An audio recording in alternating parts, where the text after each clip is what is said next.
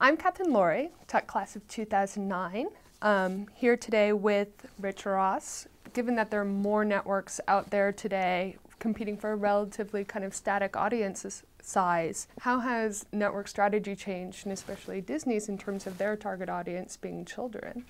Well, I think what you have to recognize is that you live in a world that is multi-platform. You're trying to reach kids where kids want to be reached. And so you can't create or believe that you can stick in a linear TV world like it's 1964. And that really affects how you make what you make, how you distribute what you make, to make sure that your audience has a convenient way of experiencing what you have. Also, that what we have is beyond multi-platform, multi-experience. So you can, yes, see High School Musical as a movie, or you can see High School Musical as an ice show. You know, it's being able to take your brands and have them extended over all these different experiences that connect with kids and families. And actually, how was it that High School Musical was an enormous success, almost a surprise, from what I understand? How was it that, you know, down the line the decision was made to release it in theaters, especially considering I think that some of your advertisers for the actual cable network would have wanted that content for their own? You know, it's a very simple solution.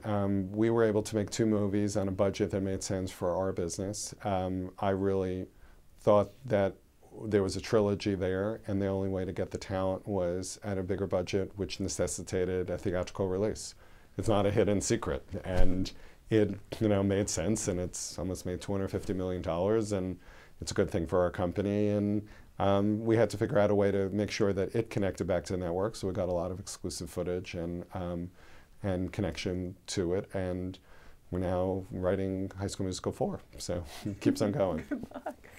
Oh, and so I guess Disney channels are in, I guess I read, about 163 countries and 32 languages.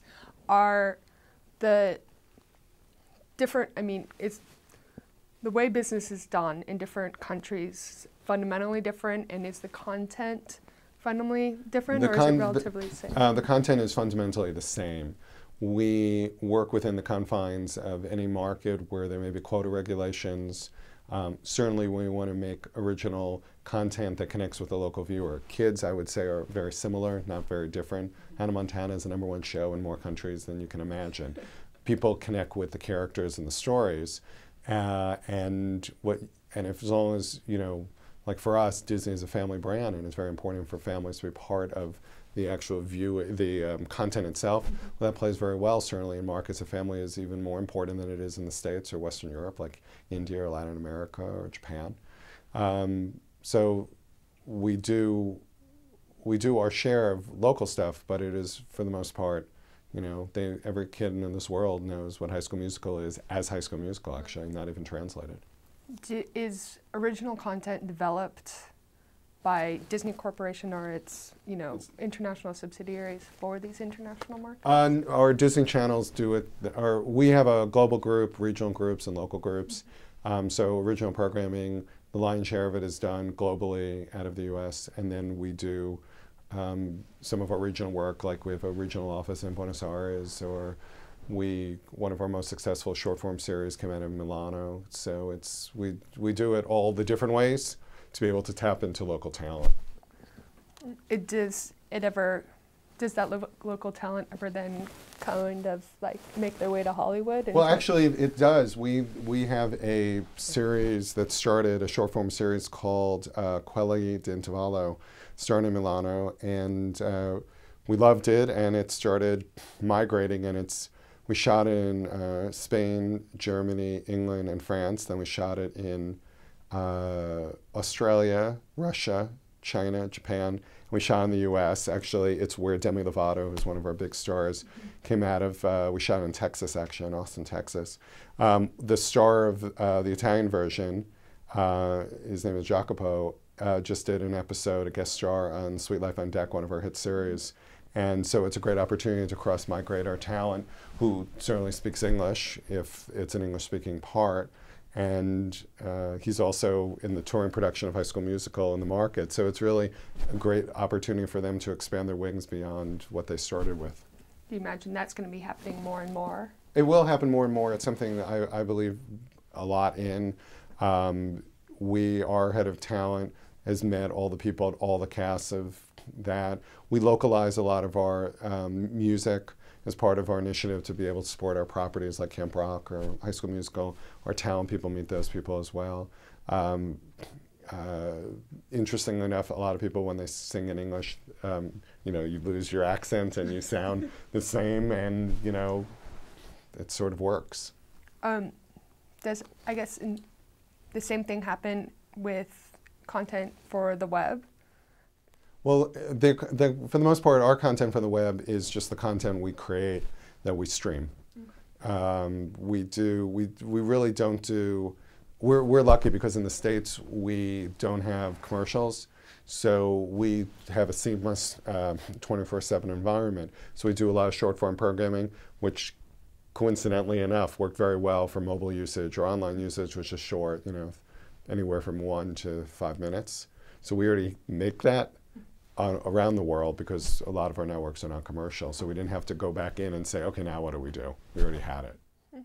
And so I guess if you had a crystal ball, where do you see the industry, and Disney in particular, and you know, children's programming in 5 years or 10 years? I'm a big believer that the linear experience will continue, certainly for kids, because there's a need.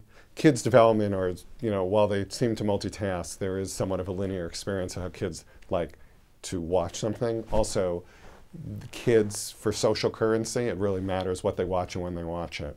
So I believe that though they may watch it initially that way, there's going to be obviously their mobile phone. I'm a big believer the mobile phone will become essentially not kill the computer, but make it much less important. Because the mobile phone already is plentiful around the world. Everybody has one. Video technology is allowing for, while it's a small picture, a very perfect picture.